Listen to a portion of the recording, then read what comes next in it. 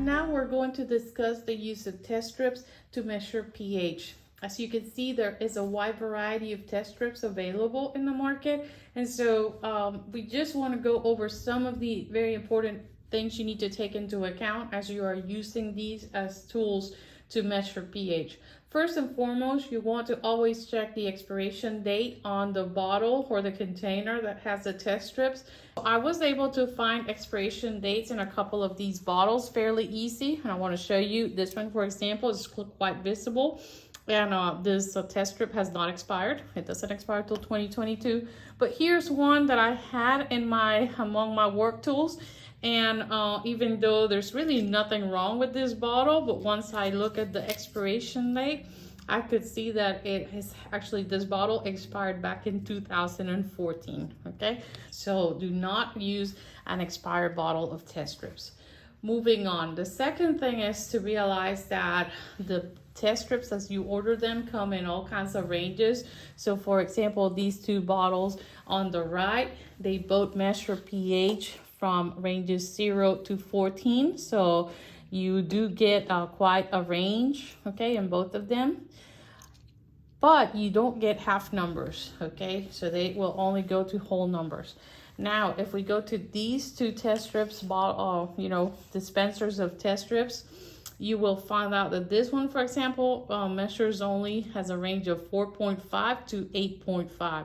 So if the sample you're testing is outside that range, you will not be able to use that. So always make sure that you store these properly. And when we say properly, make sure they are in a dry place and away from direct sunlight. Okay. Moving on, the next and very important thing about test strips is to realize that they all have very unique sets of instructions. And always read the instructions that come with the dispenser or with the strips so that you can follow them accurately. Okay, so our first two test strips basically just say that we need to dip the test strips in the solution, remove it at once, and immediately compare to the color charts. Okay, so we're going to do that just to demonstrate how these test strips work and to see what results you could be getting with them. Okay, so here's the first test strip. I'm going to dip it, and right away I'm going to take it out and I'm going to compare it. And as you can see, it actually is the color really closely matches the pH of a 5.5. So I'm going to call this my sample as a 5.5. As you can see, also the color from the test strip can also leak or smear. So just make sure that you clean everything quickly if that's were to happen to you.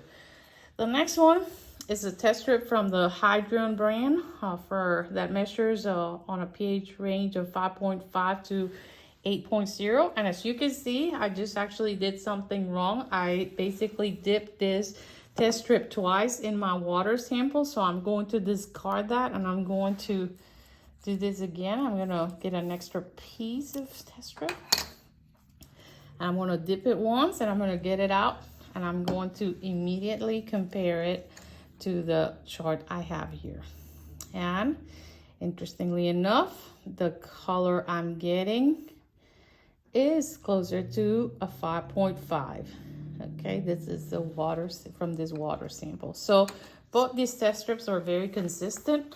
Now we're going to move on to the next one, and this is test strips from the Fisher brand that measure pH from 0 to 14. And I just want to highlight that the sample, usually the test strips will come in such a way that you grab them from the end, but as you bring them out, the part that is going to be reacting is always in the bottom. Make sure you don't touch that part.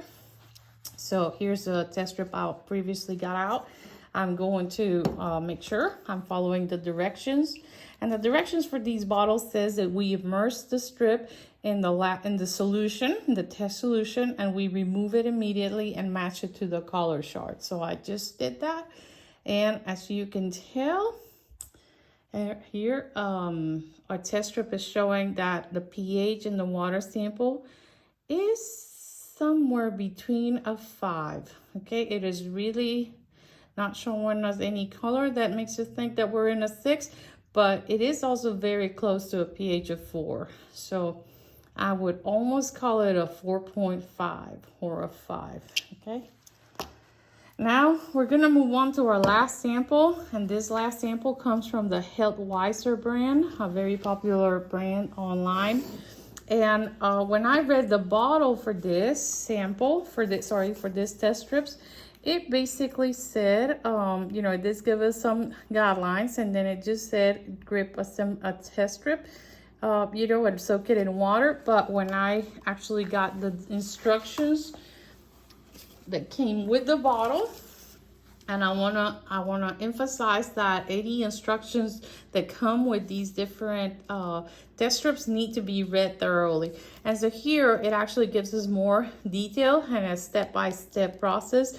And as we look at the directions, it actually says that allow, you know, we need to dip all 4 strips in the water, and we shake off the strip, and then we wait for 15 seconds before we actually read the sample. Okay, so we're going to dip it, then we're going to get it out, and we're now going to wait 15 seconds before we read the results. Okay, so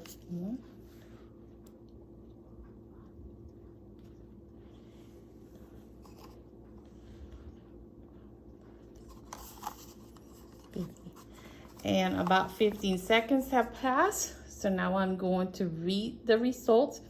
And as you look at the sample, I can tell that this sample is very close to, probably not as dark as the 6 on this green here, but very between a 5 and a 6. So I could probably call this a 5.5, or I could call it a 5. I hope this short video has helped you understand that you do need to be careful, and you need to follow the directions when you are looking at using test strips to measure pH in the water.